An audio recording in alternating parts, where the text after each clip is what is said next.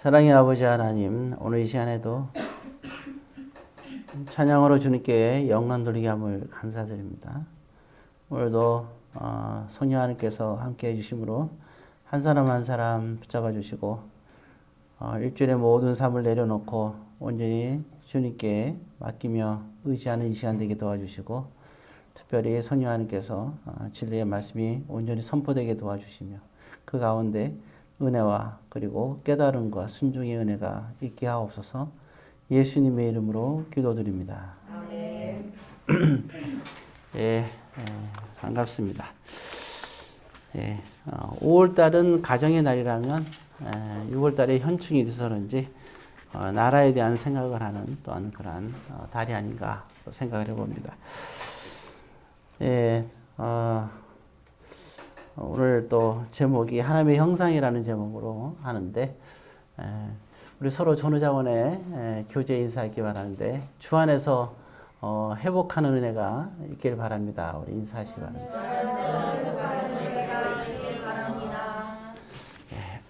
감사합니다. 창세기 말씀 우리가 보고 있는데, 이 세상은 참 우리가 좀 약간 이제 오해하는 부분이 있는데, 창세기를 보면서 이제 사람들을 만드시고 그리고 사람들로 하여금 모든 것들을 다스리게 했다 하니까 생각하기를, 그렇구나, 우리는 만물의 영장이니까 뭐 거기까지는 참 좋아요. 거기까지는 좋은데 우리가 마음껏 다스려도 되겠구나 하고 마음껏 다스렸어요. 그 결과 지금 어떻게 됐는가 보면 다 다스리라고 했는데, 그 당시는 보면 그 모든 만물을, 모든 생물을 다 다스리라 그랬거든요. 근데 사람을 다스리란 말은 거기까지는 포함이 안 되죠. 왜냐하면 그 당시는 사람이 아담과 하와 두 사람밖에 없는데 사람을 다스릴 일은 없는 거죠. 앞에 이제 복을 준다 그랬어요. 뭐 생육하고 번성하고 땅을 이제 정복하는 것까지, 그런 모든 가정에 복을 함께 주시고, 복을 주신 이유는 다스리라고 주신 거예요. 근데 오늘날에 보게 되면 어떤가요? 자연이 일단 어떻게 된가? 자연이 다 파괴됐어요. 바다도 이제 사막화가 되어 가고 있는 거 아시죠? 지금 제주도만 하더라도 바다가 너무나 사막화되고 있는 거. 겉으로 볼 때는 멋있을지 모르지만 그 안에 다 썩어가고 있어요. 그리고 지금 어마어마한 돈을 들여갖고 매년 그 안에 바다 해초를 갖다가 심고 있습니다. 동해도 마찬가지고요. 그런데 걔네들이 거기서 견디질 못해요. 그래서 이번에도 이제 그 심해를 보는데, 겉으로 볼 때는 푸른 바다, 좋아하는 바다지만 그 안에가 다 이게 파괴되는 그런 상황이고, 뭐 남극이나 이런 데는 말할 것도 없죠. 참 우리가 그 동경했던 그런 부분, 또 우리가 스위스의 알프스 아름답다고 하는데 이제 그렇게 아름답지 않아요. 눈이 없어요. 이제 참 슬픈 일이죠, 굉장히.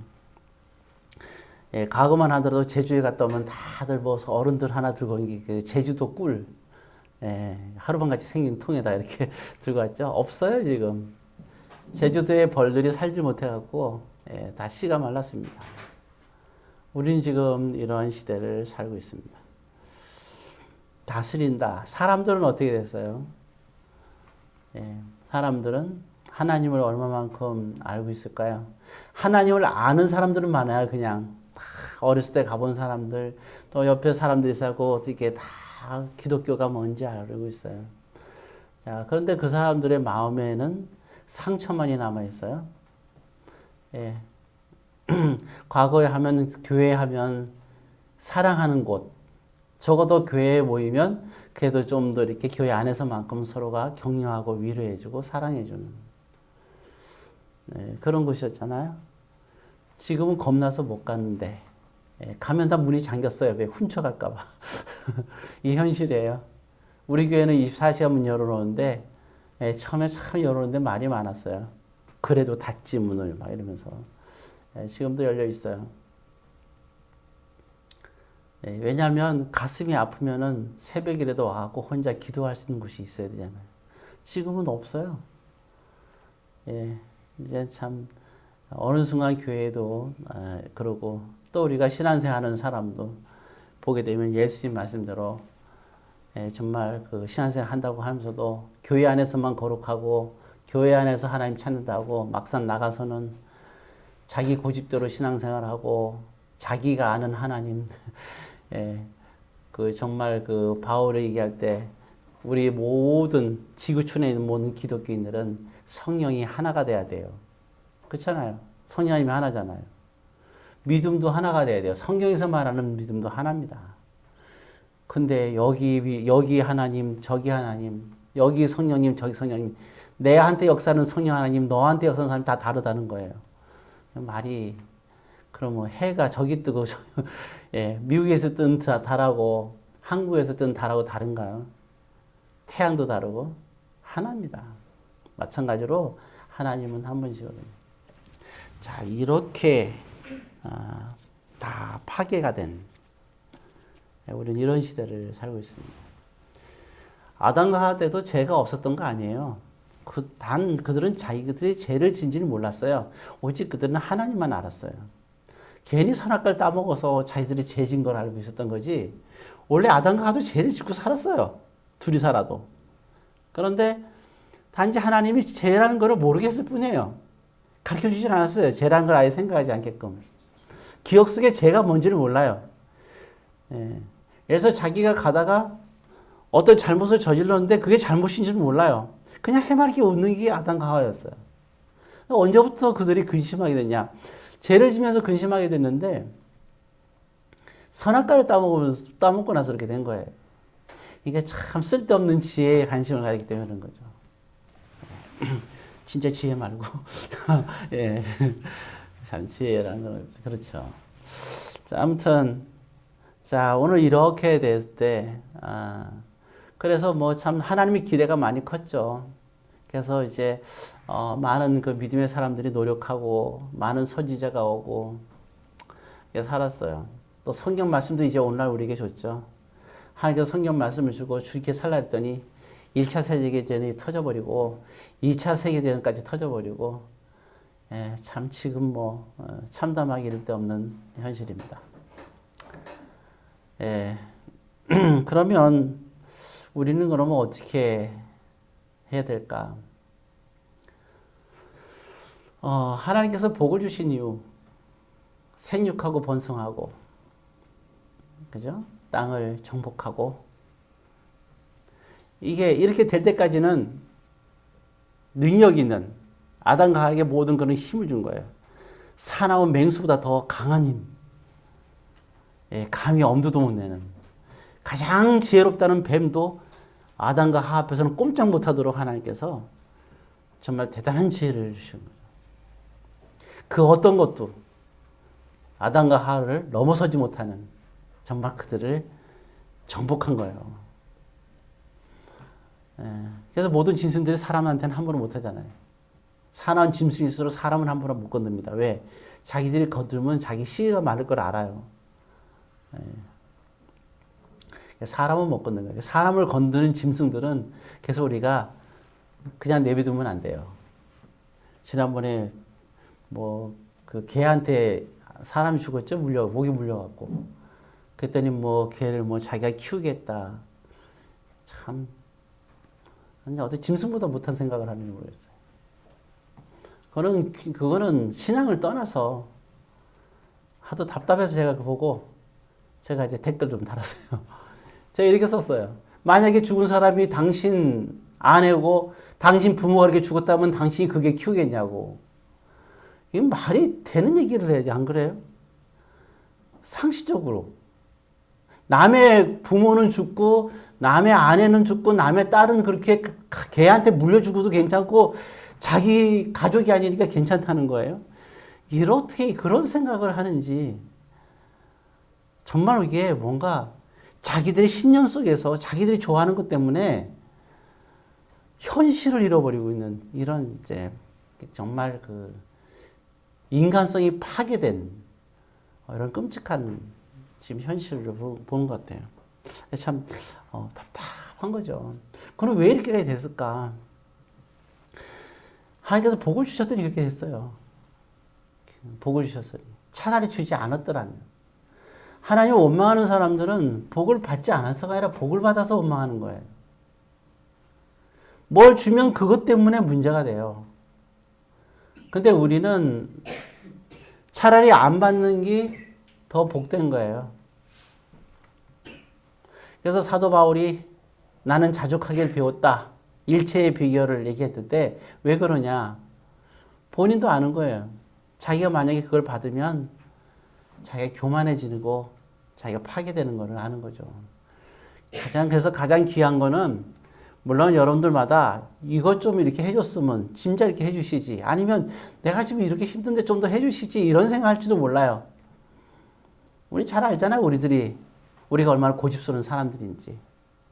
그렇게 주면 우리가 타락의 길로 걸어갈 건 아니까 하나님께서 조절하시는 거예요. 물론 믿음 생활을 제대로 한다는 전제하에서죠. 그래서 우리는 참 자족과 일체의 비결에 감사를 여러분들이 가졌으면 좋겠어요. 그러면 우리가 이렇게 그런 이게 이제 실패한 가운데서 사실 우리가 말하지만 지금 한국의 경제를 이제 이번에 올 때 세계 3위까지 가까이 도달하는 일곱 개 나라의 최정상들이 모이는데 지금 한국도 초대를 받았고 아시잖아요. 그러니까 굉장한 그런 복을 하나님께 주셨어요. 한국이 또 세계 선교를 미국 다음으로 어마어마하게 하고 있거든요. 영향력이 굉장히 커졌어요. 왜 줬을까요? 한참 그때가 4명 중에 1명이 기독교인이었어요. 하나님의 기대가 굉장히 컸고 그래서 가장 순수한 신앙을 또 갖고 있었고 그래서 대한민국에 하나님께서 얼마나 큰 복을 줬습니까? 복을 준 현실이 지금 어때요? 기독교는 나날이 밑으로 향해서 가고 있고 이제 뭐 이게 참 공동체, 교회는 공동체예요. 개인주의로 흘러가고 있잖아요. 지극히. 그게 뭐냐? 하나님의 그러한 공동체가 파괴되고 있는 거죠. 주님이 십자가에서 가장 그 피값으로 존귀하게 세운 게 교회거든요. 근데 교회를 개개인들이 다 파괴시키고 있는 이러한 현실 속에서. 신앙생활 해도 교회와 나는 별거예요. 교회는 그냥 하수집처럼 주일날 잠깐 와서 예배드리는 썬데이 크리스찬들. 거기 무슨 구원이 있겠어요. 모양만 있을 뿐이죠. 이러한 시대에 우리가 살고 있습니다. 그럼 도대체 뭐가 문제일까? 그 원인은 하나입니다. 그래서 사실은 제목이 하나님의 형상이라고 했는데 원래 제목은 회복입니다. 회복. 이럴 때 우리는 회복이 있어야 된다. 이거는 저와 여러분도 마찬가지인 것 같아요. 회복이 있어야 되는 겁니다. 도대체 무엇을 회복해야 될까요? 복을 받아야 될까? 끝까지 복을 달라 그러는데 줄 만큼 줬어요. 근데도 안 돼요. 줄 만큼 줬는데도 안 되는 거예요. 그럼 도대체 무엇을 해야 될까요? 제일 처음에 우리 성경에 보게 되면 우리의 형상과 모양대로라 그렇게 인간을 만들었다 했습니다. 결국에는 하나님의 형상이 문제가 되겠죠. 하나님의 형상을 가졌을 때 그 형상을 가지고 하나님의 형상을 가지고 세상의 모든 걸 다스려야 되는 거예요. 그러니까 결국 누가 다스리는 거예요? 하나님의 형상 가지고 다스리니까. 이 세상은 하나님께서 다스리는 거예요. 이게 전제 조건입니다. 우리가 이걸 잃어버린 거예요. 주체가 사람이 아니고 내가 아니에요. 자꾸 하나님 앞에서 내가 없다고 얘기하는데 창조주 하나님 앞에서 창조 하나님이 나를 만들었는데 하나님 내가 없어요. 이거는 하나님에 대한 교만이고 절대적인 도전이에요. 내가 없다는 말이 얼마나 무슨 얘기인 줄 아세요? 그거는 나는 하나님으로부터 나는 자유롭고 싶다는 얘기뿐이 안 되는 거예요. 본인이 무슨 질문을 하는지를 몰라요. 내가 없다. 내가 없는데 밥은 누가 먹어요? 내가 밥을 먹는데 하나님께서 밥을 드시나요? 내가 땀 흘려서 일을 해요. 그래서 내가 신성한 일을 하고 내가 월급을 받아요. 하나님께서 일하시나요? 하나님께서 월급 받으세요? 도대체 내가 없다는 말이 왜 나오는 거예요, 그게? 여러분들이 예배를 드려요. 하나님께서 예배 드려요, 지금? 내가 예배 드리는 거잖아요. 근데 뭐가 어둡다는 거예요, 내가? 뭐가 없는 거죠? 제 눈에는 하나님이 보이는 게 아니라 여러분들이 보여요, 지금. 제가 하나님으로 보이세요? 저 이분이 목사예요. 사람이에요, 사람. 내가 없는 게 아니에요. 나는 있어요. 언제나 있었어요. 근데 뭐가 없어요. 다 있는 겁니다. 중요한 거는 그래서 우리가 전제 조건을 우리가 이 세상에서는 모든 내가 이 중심축의 주인공이 아닙니다. 그림을 그릴 때 어떤 중심에 뭔가 그릴 때 생각해 보세요. 그 중심에 뭔가가 있다고 생각해 봐요. 뭐가 있든지 1, 2, 3, 4 중에서 숫자를 넣었을 때 1, 2, 3, 4 중에 나도 1, 2, 3, 4 중에 하나로 생각할 때 이 그림 그린 사람이 마음대로 걷다가 그 가운데다가 1, 2, 3, 4 중에 골라서 넣을 수 있는 거 아니에요? 그렇잖아요. 그 그림 그리시는 분은 하나님이에요. 제가 1이 될 수 있고 또 누군가가 2가 될 수 있고 누군가는 3이 될 수 있고 누군가는 4가 될 수 있는 거예요. 하나님 보실 때 1, 2, 3, 4가 다 소중한 거예요. 한 번은 1번을 가운데 넣을 수 있고 한 번은 2번을 가운데 넣을 수 있는 거예요. 근데 우리는 생각하기를 항상 내가 그 중심에 있다고 생각을 해요. 그런 사람은 답이 없어요. 그런 사람한테는 하나님이 없는 거예요. 왜냐하면 그 자리에 놓는 건 하나님께서 놓으시는 거예요. 이 지구촌에 더 짧게는 우리 그 신가사랑교회에서 여러분들이 이 자리에 앉아 있는데 여러분들을 1번 중심으로 놓은 게 아니에요. 여러분 한 사람 한 사람 나와 그리고 너 다른 사람도 똑같이 소중하게 1, 2, 3, 4를 나열한 거지 나 한 사람이 거기 주인공이 아닌 겁니다. 내가 존재하는 건 하나님이 존재하시고 그리고 내 옆에 있는 사람과 같이 똑같이 존재하는 거예요. 그리고 생각을 해야죠. 내가 없다. 그럼 너도 없는 거잖아요. 그렇게 되는 거예요. 내가 있으면 옆에 사람도 있고 하나님도 있는 거예요. 생각부터가 우리는 이게 진짜 바뀌어야 돼요. 다스리는 거는 하나님이 다스리는 거예요. 그래서 그런데 우리는 내가 다스린 거예요, 여태까지. 그 이후로 하나님의 형상이 파괴된 이후에 사람들이 다스렸어요. 그래서 창세기 11장이 뭐래요? 바벨탑을 쌓아요. 하나님께서 바벨탑 쌓은 거예요? 아니거든요. 하나님의 형상이 있는 사람이 만약 이걸 쌓다면 하나님께서 쌓기를 원하는 걸 쌓을 거 아니에요, 그죠? 하나님의 형상이 있는 사람이라면. 근데 하나님께 원하지 않는 바벨탑을 쌓은 거예요. 그래서 무너뜨리는 거죠. 여러분들이 지금까지 인생을 살아왔는데 생각해 보세요. 여러분들은 여러분들을 통해서 하나님께서 쌓기를 원하는 걸 쌓아서 왔는지 아니면 여러분들이 쌓은 건지 하나님 위해서 했다고요?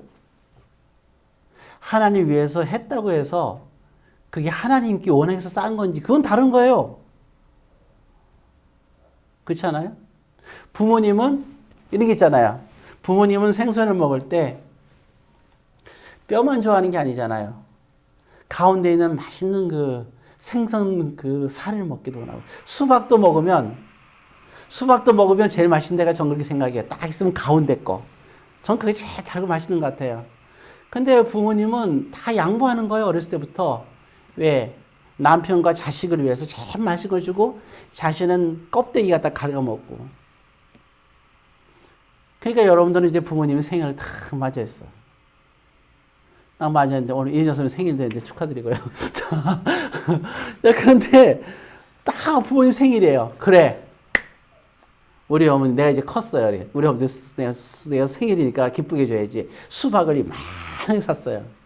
그래갖고 껍데기를 깎아갖고 좀 두껍게 깎아서 껍데기만 드리는 거예요. 이렇게. 어머님 생일 축하한다고.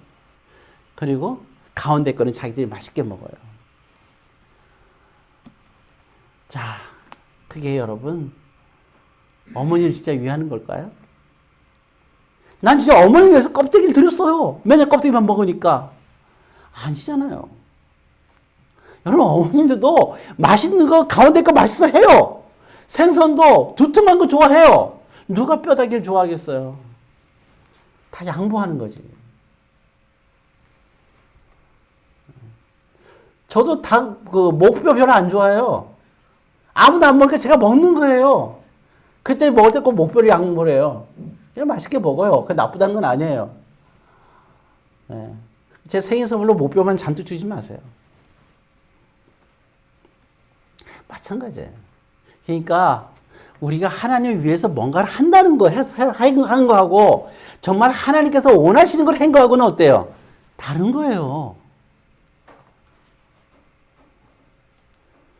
그럼 도대체, 그럼 우리가 내가 한 건 뭐냐? 그걸 다 하나님께서 원한 것을 했다고 하면 안 됐죠. 거기에 나의 생각과 나의 고집이 들어간 거예요. 너희가 나를 따르려거든 너희 자신을 부인하고 나를 따르라고 했거든요. 그러니까 이 나를 부인하라는 건 뭐예요? 그러니까 그랬더니 나를 부인하면 그럼 나는 뭐 어디 갔어? 또 이런 얘기하는 거예요. 그런 뜻이 아니잖아요. 나를 부인하는 것은 하나님이 정말 원하는 것을 네가 알아서 하나님이 원하는 것을 드려라. 즉 부모님의 생일이면 진짜 부모님이 원하는 게 뭘까? 그래, 맛있는 것은 수박 한가운데 거니까 탁 잘라서 그 가운데 거를 부모님께 드리는 거. 이게 진짜 부모를 위한 거 아니에요? 엄마를, 안 그래요? 하나님 정말 원하는 거. 하나님 뭐든지 오냐오냐 하잖아요. 처음에 고기를 먹지 말라 그랬더니 이 인간들이 정말 고기 맛을 알아가지고 그렇게 먹어대는 거야. 먹지 말라 했는데. 하니까 어때요? 그래, 고기 먹어라. 이게 허락하는 거예요, 이게. 예, 계속 허락하시는 거예요. 그게 점점 넓히는 거예요. 자, 이제 다시 돌아와서 계속 우리가 가장 중요한 건 뭐냐? 그럼 우리에게 뭐가 있어야 되냐면 하나님의 형상이 회복돼야 되는 거예요. 하나님의 형상을 회복된 사람들이, 근데 지금은 그러니까 하나님께서 이렇게 우리에게 복을 주시지 않는 이유 중에 하나가, 기본적인 복만 주는 이유가, 왜냐면 줘도 소용없는 거예요, 이제. 왜? 하나님의 형상을 가지고 하나님이 원하는 그런 나라를 다스려야 되잖아요. 과거는 생육하고 번성하라고 그랬어요. 근데 희한하죠. 그런데 사도 바울은 또 지난번에 그 결혼에 대해서 얘기할 때 이제는 결혼하는 것도 좋지만 결혼하지 않는 것도 더 좋다 이렇게 얘기하는 거예요. 이게 왜 부딪히는 거냐? 부딪히는 게 아니에요. 모든 땅과 만물을 다스리려면 이 지구촌에 사람들이 가득 차야 될 거 아니에요. 지금 여러분 가득 차서 안 찼어요. 넘쳐나게 가득 찼어요. 사도 바울 시대에 이미 충분히 찼어요. 그러니까 사도 바울은 더 이상 생육번성은 얘기 안 하는 거예요. 이미 그건 끝났으니까. 이제 그다음에 뭐가 남았어요, 대신에? 믿는 사람들의 영향력. 여러분, 세상에서 제일 부자의 민족이 어디예요?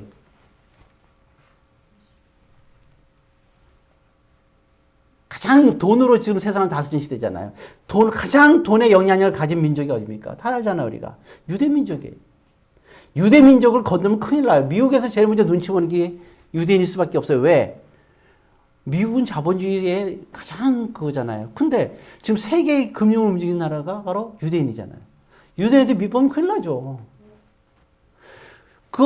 지구 이스라엘 땅이 조그만한데 주변을 다 중동 국가가 뒤집어섰잖아요. 근데 어마어마하게 넓은 땅의 중동 사람들, 그리고 수많은 사람들이 조그만 땅에 조그만 그 나라, 조그만 백성들을, 그 이스라엘을 침범을 못해. 그렇게 침범해서도 정복을 못해요. 다 얻어 터져요. 뒤에 누가 있기 때문에. 예, 미국이 있으니까요. 하나님이 그렇게 세계, 그 조그만 나라의 그런 유대인들이 세계를 다스리게끔 하나님께서 하신 거예요. 왜? 다스리라고. 근데 그들이 예수를 버렸어요. 그럼 새로운 하나님께서 찾는 민족이 있겠죠.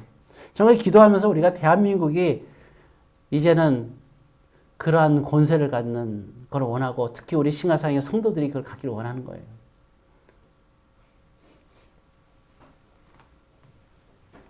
그래서 기도 많이 해요. 특히 우리 학생들이나 청년을 위해서 뜨겁게 기도하고 나름대로 말도 안 되게 가르치기도 하고 그랬어요. 그래서 정말 이렇게 이렇게 여러 전문적으로 갈 사람들은 전문적으로, 그리고 물질로 큰 복을 받을 사람들은 그쪽으로 나름대로 기도하고 있었고 가르치려고 했었고요. 그리고 사업으로 크게 정말 유대인처럼 세계를 지배할 수 있는 그런 사람, 빌 게이츠 같은 사람들 위해서는 천년별 일부러 꼭 시켰어요. 욕 무지하게 먹었어요. 저는 알고 있거든요. 성경을 어떻게 복 받는지를 아니까. 제가 욕 먹으면 되니까. 왜냐하면 하나님은 준비하고 계세요. 누구에게 가장 큰 복을 줄까? 그리고 그 사람을 통한 기대감이 있어요, 하나님은. 오늘 여기 있는 여러분들을 향해서 하나님은 지금 기대감을 갖고 있어요. 그러면 우리는 여러분들 이제 눈을 크게 떠야 돼요.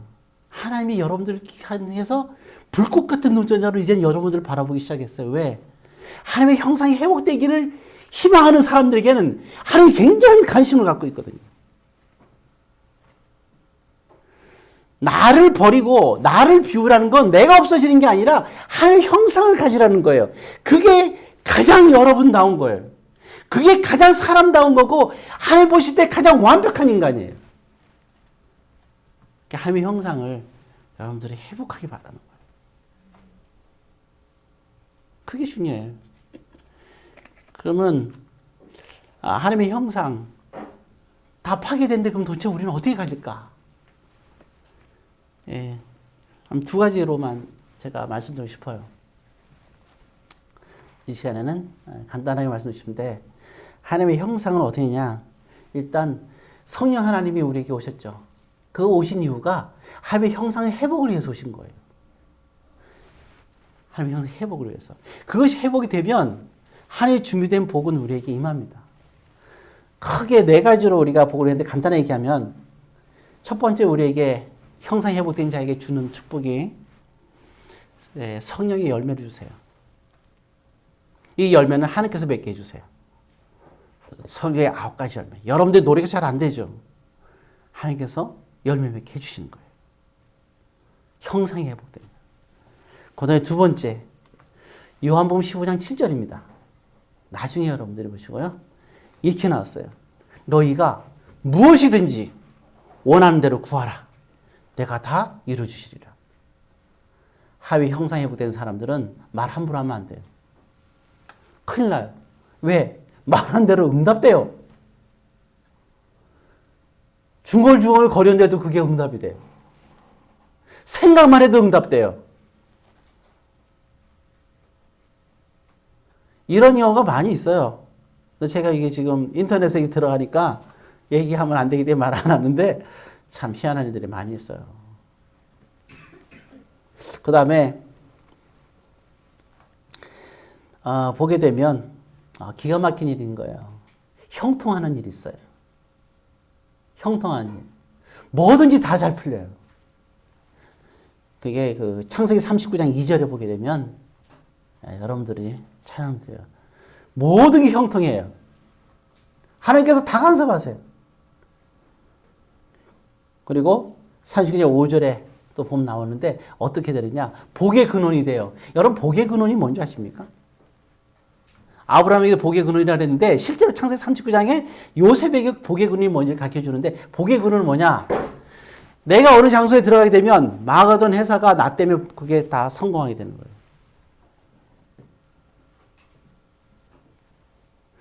회복되는 일이 벌어지고 잘된 일이 벌어져요.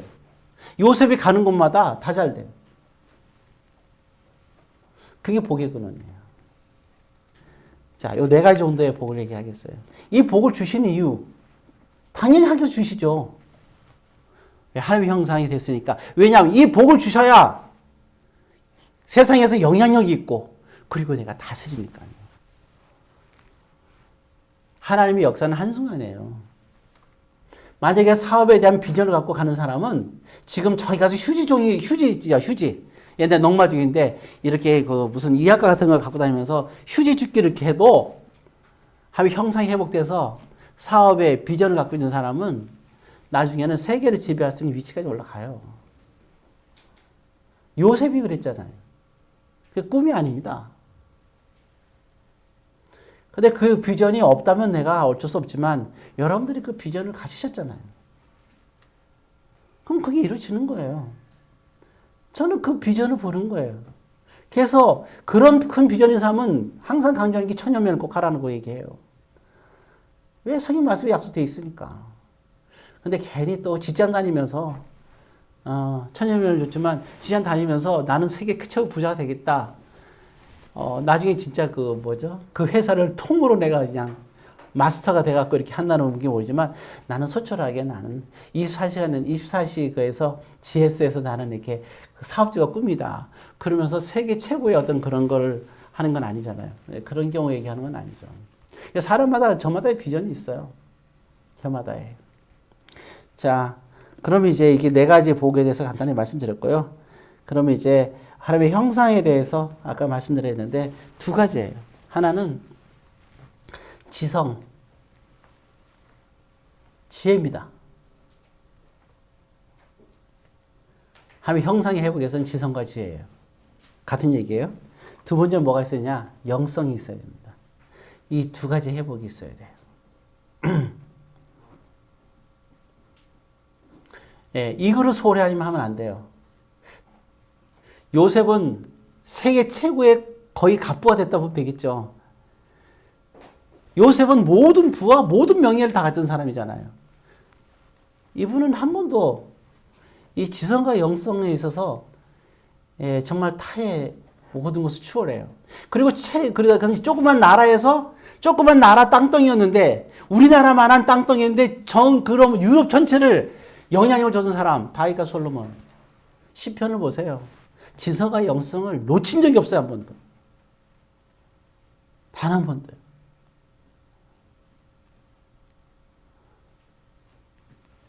그리고 또 누가 있어요? 다니엘.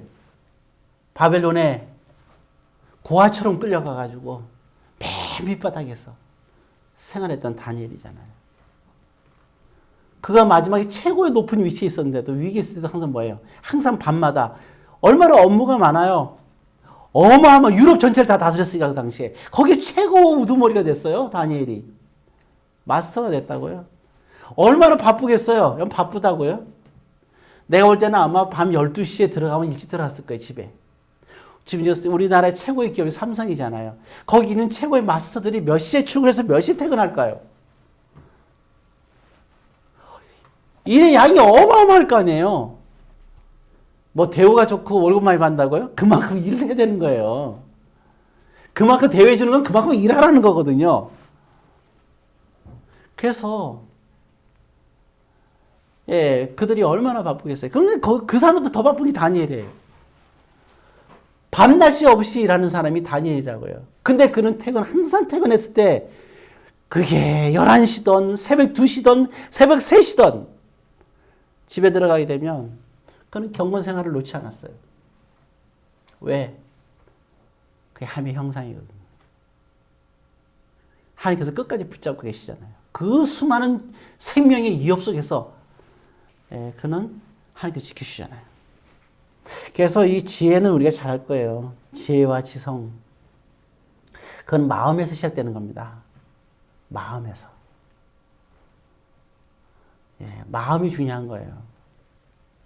왜냐하면 우리가 완벽한 지혜를 갖기 힘들어요. 하나님의 말씀을 완벽하게 이해하기 힘들어요. 그래서 늘 겸손해야 돼요. 내가 알았다고 하는 순간, 내가 섰다고 생각하는 순간 넘어진다고 사도 바울이 그랬잖아요. 내가 하나님의 말씀을 안다고 생각하는 순간 끝난 거예요. 삶 중에서는 두 종류의 사람이 있어요. 얘기를 할 때 얘기를 잘 들어주는 사람이 있고 저 사람 또 내가 아는 얘기하네. 후자의 사람은 더 이상 발전 없어요. 그 사람은 고립될 수밖에 없어요. 사람들은 그 사람 앞엔 좋게 얘기를 하죠. 뒤에 가서는 웃긴다고 생각하는 거예요. 그 사람 절대 그런 성공이 없어요. 똑같은 말을 해도 우리 영화를 그렇잖아요. 영화를 한 번 볼 때, 두 번 볼 때, 두 번 보면서 아우 시시 잠만 자 하는 거하고 좋은 영화 할 때 예를 들어서 좋은 영화 할 때 두 번 볼 때 어때요? 깊이가 달라요. 말씀도 똑같아요. 똑같은 말씀도 이게 이렇게 인터넷에 올라가잖아요. 한 번 들을 때하고 두 번 들을 때하고 아이고 한 번 들은 건데 뭐 하는 거하고 두 번 들을 때 또 달라요. 세 번 들을 때 다르고 네 번 들을 때 다르고 대화도 마찬가지예요. 그래서 볼 땐 항상 우리가 내가 안다는 생각이 아니라 그 말에 귀를 기울이는 사람. 그런 사람이 그래서 지혜로운 것은 마음이라는 거예요. 하나님의 말씀에 대해서 우리는 날마다 반복이 필요하고 깊이가 필요합니다. 그리고 그 뜻이 무엇인지를 알으려고 하는 이게 마음이 있어야 돼요. 늘 우리는 생각해야 돼요. 내가 과연 이 말씀을 잘 알까? 내가 참 많은 사람들 만나면서 내가 황당한 게 그거예요. 저도 그렇고 저도 보면 깜짝 놀랄 때 있어요. 내가 이걸 몰랐었는데 내가 왜 이렇게 알고 있었지? 그런 게 한두 번이 아니에요. 지금도 그런 일이 있어요. 네. 어쩔 때보다 이렇게 얘기하면 그래요. 동방박사 얘기 나오잖아 보면 그때 예수님이 탄생한 걸 아는 사람도 수룩하게 많고 우리 잘 알죠? 동방박사 하니까 뭐 맨날 동방박사가 새 사람이 온 걸로 아는 사람들이 얼마나 많은지 몰라요. 참 이게 어리석기가 그지없죠. 그게 왜냐? 한번 그렇게 이 사람이 그래요. 그렇다고 생각하니까 동방박사 예수님 만났을 때 그때 예수님이 태어났지 이런 생각을 한번 딱 하게 되니까 들리지가 않는 거예요. 더 이상.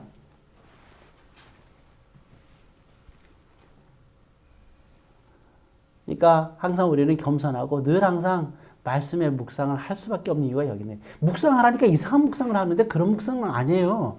그럼 묵상이 뭔지를 우리가 생각해 보세요. 남들이 모르는 깊이까지 들어가는 게 묵상이 아닙니다. 묵상은 그런 게 아니에요. 하나님의 소리를 듣는 게 묵상이에요. 하나님을 만나는 게 묵상이에요. 우리의 결단을 왜 쓰라 그러냐면 내가 어떻게 하겠다는 걸 쓰라는 게 아니라 하나님의 음성을 들으면 내가 하나님이 음성을 딱 듣잖아. 그럼 내가 뭘 해야 되겠구나. 내가 깨달아지는 거예요. 내가 할 수 있는 게 뭐가 있는 게 아니라. 그게 묵상이에요. 지혜라는 건 그래요.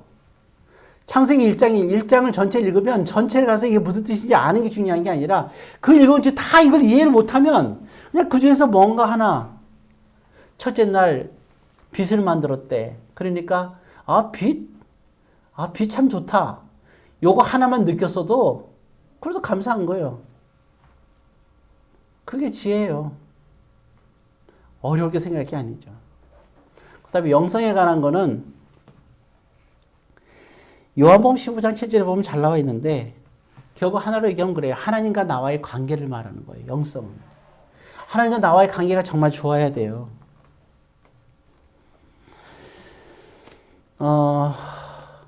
그래서 이 지혜와 영성에 있어서 요한복음 15장 7절에도 보면 그런 말씀이 나왔어요. 지혜와 영성 관계되어 있어요. 이건 서로가 떨어지는 게 아니에요. 지혜와 영성이 이게 하나로 되어 있을 때 그때 비로소 우리가 하나님의 형상이 회복돼요.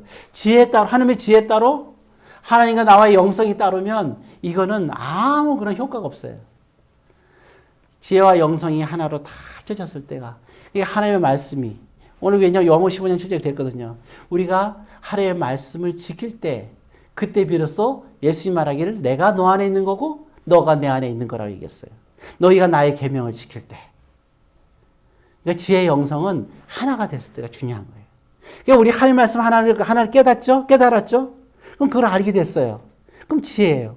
그럼 그 깨달은 것 때문에 하나님과 나와의 관계가 더욱더 회복이 돼야 되는 거예요. 좋아져야 되는 거죠. 그게 바로 지혜와 영성이 하나 되는 거죠. 그래서 꼭 필요한 거 세 가지를 간단히 얘기하면 첫 번째는 우리가 중요한 거는 교회입니다. 신약 시대는 교회예요. 십자가 이후는 교회입니다. 그래서 우리는 항상 교회를, 성도들은 적어도 2년 이상 신앙생활을 한 사람들은 교회를 지킬 의무를 가져야 돼요. 그래서 그 교회에서 있어야 할 때 가장 중요한 것이 바로 예배입니다. 그래서 우리가 하나님의 형상과 예배 회복은 굉장히 중요한 거예요. 그리고 성도의 의무 중에서 가장 중요한 것은 뭐냐? 성도들의 의무 중에서 예배는 당연한 거고, 그다음에 두 번째는 11조입니다. 11조는 그냥 선택의 조건이 아니라 이거는 의무적인 거예요. 성도의 의무와 같은 겁니다. 근데 늘 얘기하지만 11조에 시험될 필요는 없어요. 왜냐하면 내가 빚져갖고 11조 하는 사람들은 그건 곤란한 거예요. 그건 안 되고 생활의 11조를 구분해서 그렇게 드려야죠. 11조 하면서 빚진 사람들이 있는데 또 남편 몰래 드리는 것도 곤란해요.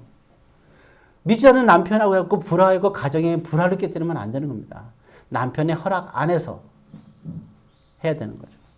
그 다음에 두 번째 얘기하는 것은 뭐냐? 예배입니다. 아까 얘기했는데 예배는 아브라함이나 모세 같은 경우도 항상 예배를 통한 출발을 우리에게 보여주고 있어요. 그래서 예배는 항상 무엇이 중요하냐? 정해진 시간과 공간이 중요해요. 정해진 시간과 공간, 이것이 중요한 겁니다. 그래서 지교회란 말이 그래서 나오는 거예요. 그 다음에 마지막으로는 우리가 아까 얘기했듯이 하나님의 말씀을 알게 되죠. 그러면 그 말씀대로 우리가 행할 수 있어야 돼요. 자, 오늘 그래서 세 가지를 말씀드렸어요. 하나님의 형상은 지혜와 결국 뭐라고요? 영성이다. 네. 이 지혜는 어디서 시작된다고요? 우리가 말씀 다 할 수 없잖아요. 마음에서. 그러니까 완벽한 교인은 될 수는 없지만 하나님께서 하나님 앞에 가장 완벽한 성도는 될 수 있어요. 성경 말씀을 다 알아서 그대로 다 행하는 사람은 완벽한 사람이 아니야, 이건. 자, 그죠? 완벽한 성도예요. 그죠? 그러나 하나님이 보실 때 가장 사랑스러운 성도는 누구냐? 내가 아는 만큼의 말씀을 가지고 하나님을 사랑하는 마음으로 하나님의 뜻대로 행하는 사람. 오늘 내가 하나님 말씀을 깨달았다면, 아니면 지금까지 내가 아는 하나님 말씀을 가지고 제대로 깨달은 걸 가지고 그렇게 실천하며 살아가는 사람. 그 사람이, 그러면 그 사람이 하는 모든 건 뭐예요? 하나님께서 하실 거를 이룬 사람이에요. 그런 자에게 어떻게 하나님께서 축복을 주지 않겠어요? 전 여러분들이 이제 말씀 결론적으로 이와 같이 지성과 영성의 하나님의 형상을 회복해서 아까 얘기했던 최소한, 아주 최소한의 4가지 복이에요. 여러분들 4가지 복을 다 받으시기를 주의 이름으로 권면드립니다. 기도하겠습니다.